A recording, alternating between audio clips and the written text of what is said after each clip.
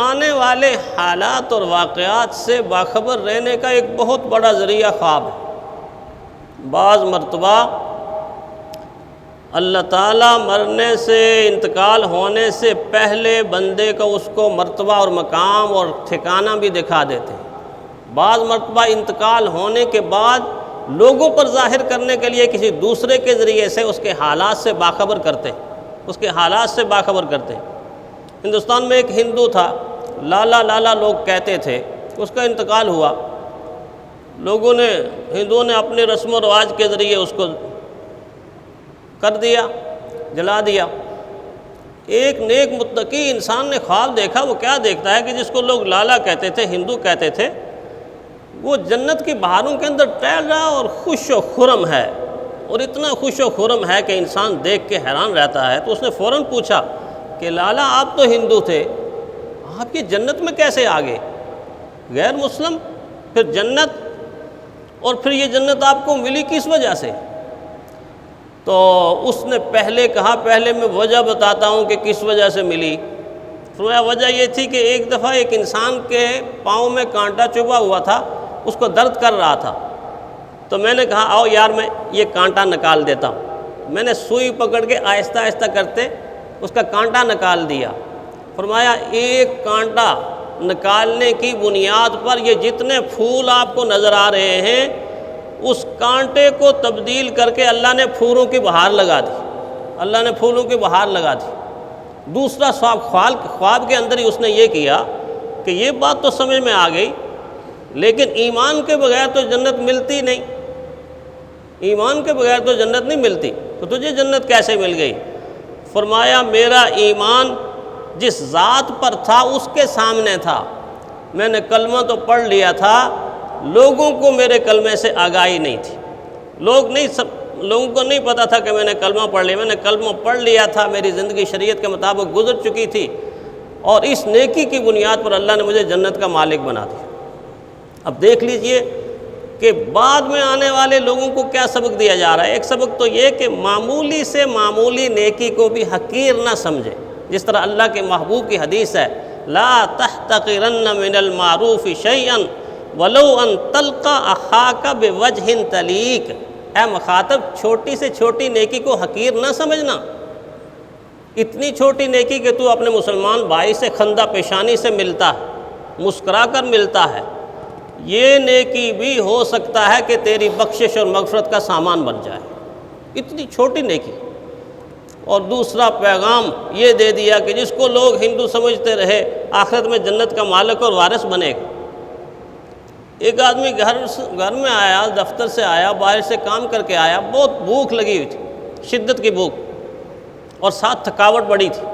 گھر میں آ کے جب کھانا مانگا تو اہلیہ نے کھانا سامنے رکھ دیا، ایک لقمہ کھانے کا توڑا منہ میں ڈالا، اتنا زیادہ نمک کھانے کے اندر، اتنا زیادہ نمک کہ گویا پورے کا پورا نمک ہی بیوی نے ڈال دیا۔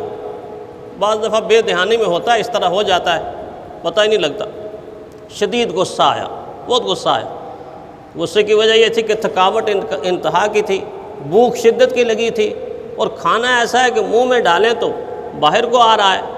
تو غصے کے عالم میں اس نے سوچا کہ میں اپنی اہلیہ کو ڈانٹ ڈپٹ کروں اور اس سے پوچھوں یہ کیا کیا ہے۔ این اسی عالم میں اس کو ایک خیال آیا کہ یہ جو میری اہلیہ ہے یہ کسی کی بیٹی ہے، بیوی میری ہے، بیٹی کسی کی ہے، اور اگر میری بیٹی سے کبھی ایسی غلطی ہوتی تو میں کیا چاہتا، تو دل نے اندر سے کہا کہ اگر میری بیٹی سے کسی کے ہاں ایسی غلطی ہوتی تو میں چاہتا کہ وہ میری بیٹی کی غلطی کو معاف کر دے، میری بیٹی کی غلطی کو معاف کر دے۔ ہر آدمی یہی چاہتا ہے اپنی اولاد کے بارے میں۔ بس اس خیال نے اس کو روک دیا، اسی طرح کھانا کھا لیا۔ کچھ دنوں کے بعد اس کا انتقال ہوا، اس کے دوست کو خواب آئی اور اس نے پوچھا کیا معاملہ ہوا؟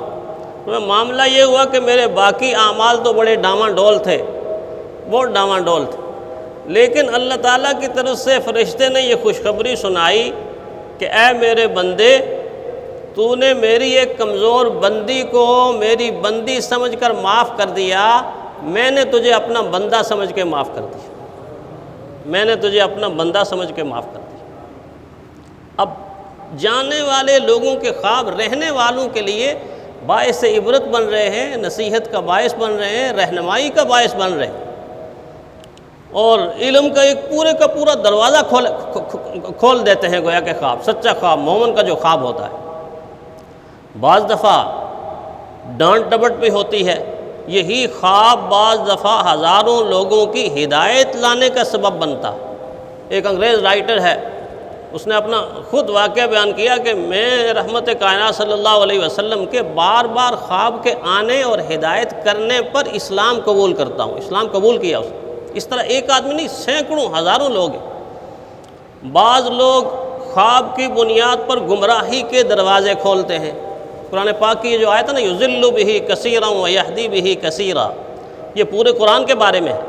قرآن کے اندر جو اللہ نے مثالیں بیان کی ہیں، ان مثالوں کے ذریعے سے ہزاروں لوگ ہدایت کی طرف آتے ہیں، ہزاروں گمراہی کی طرف چلے جاتے ہیں۔ جو رحمانی خواب ہیں وہ انسان کو ہدایت کی طرف کھینچیں گے، جو شیطانی خواب ہیں وہ انسان کو گمراہی کی طرف کھینچیں گے، اور جو نفسانی خواب ہیں وہ انسان کو خوف کے اندر مبتلا کریں گے۔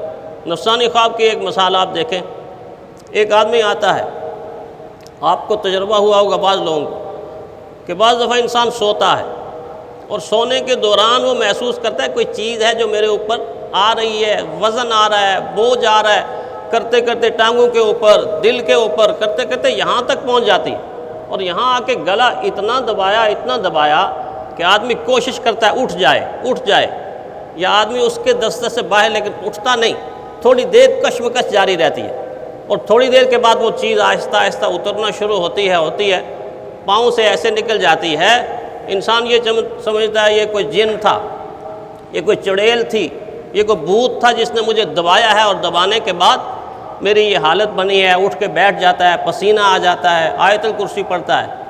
لیکن ہوتا کیا ہے، یہ خواب عموماً آپ تجربہ کر کے دیکھیں، اس انسان کو آئے گا کہ جو انسان سیدھا منہ کر کے آسمان کی طرف لیٹا ہوا ہے، اپنی پیٹھ کے بل لیٹا ہوا ہے، منہ آسمان کی طرف ہے۔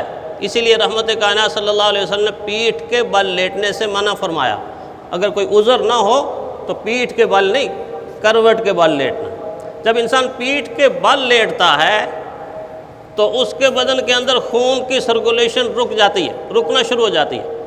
رکتے خون بدن کے اندر فائٹ کرتا ہے، لڑائی کرتا ہے، آگے جانے کی کوشش کرتا ہے، لیکن پورے بدن کے اندر جا نہیں سکتا، تو ایک جنگ شروع ہو جاتی ہے۔ اس جنگ کی صورت میں انسان کے بدن پر دباؤ بڑھنا شروع ہو جاتا ہے، حتیٰ کہ وہ سمجھتا ہے کہ میرا گلا کوئی گھونٹ دے گا۔ پھر تھوڑی سی جب کوشش کرتا ہے تو آہستہ آہستہ خون چلنا شروع ہو جاتا ہے، جس کی وجہ سے وہ آزاد ہو جاتا ہے۔ یہ چڑیل نہیں ہوتی، یہ کوئی جن نہیں ہوتا، یہ نفسیاتی طور پہ، یعنی بدنی طور پہ انسان اس اینگل میں لیٹا ہوا ہے، جس اینگل کی وجہ سے اس کو یہ خواب آیا، یہ بدنی خواب آئی۔ اور بعض خواب انسان کو گمراہی کی ایسی غار میں دھکیل دیتے ہیں کہ نہ صرف انسان خود گمراہ ہوتا ہے، بلکہ ہزاروں، اس سے بھی آگے بڑھ کر کہوں لاکھوں انسانوں کو گمراہی کے غار اور دوزخ کا ایندھن بنا دیتا ہے۔ اس کی مثال غلام احمد قادیانی، غلام احمد قادیانی اس کی زندہ مثال ہے۔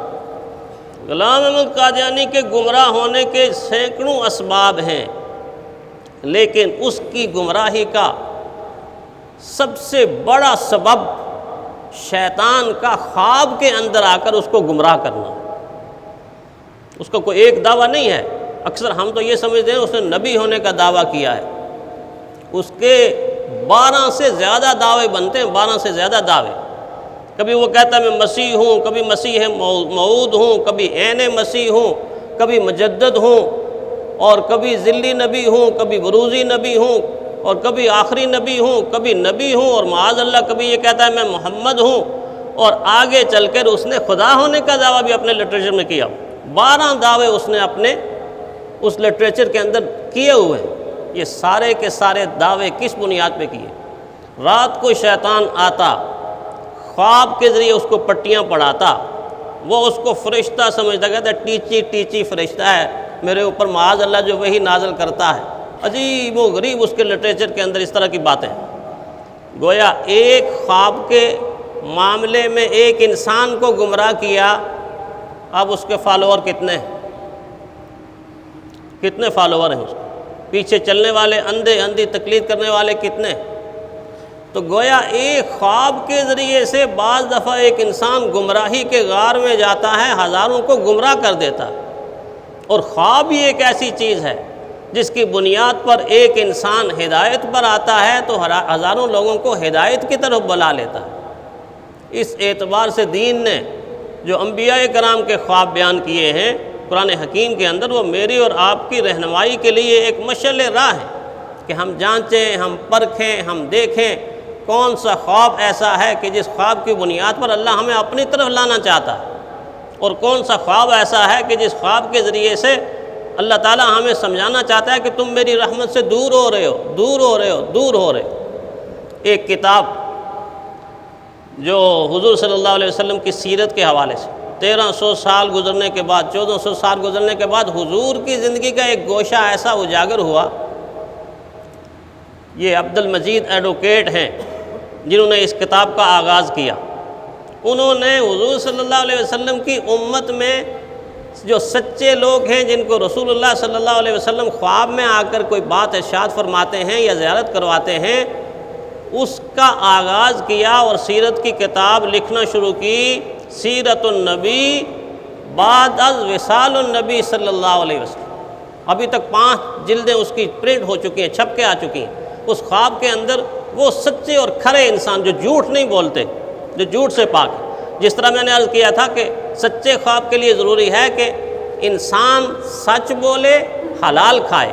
اسی طرح رحمت کائنات صلی اللہ علیہ وسلم اگر کسی کی خواب میں آئیں، کوئی چاہتا ہے اور کون نہیں چاہتا، 2 چیزوں کا اہتمام بڑا ضروری ہے۔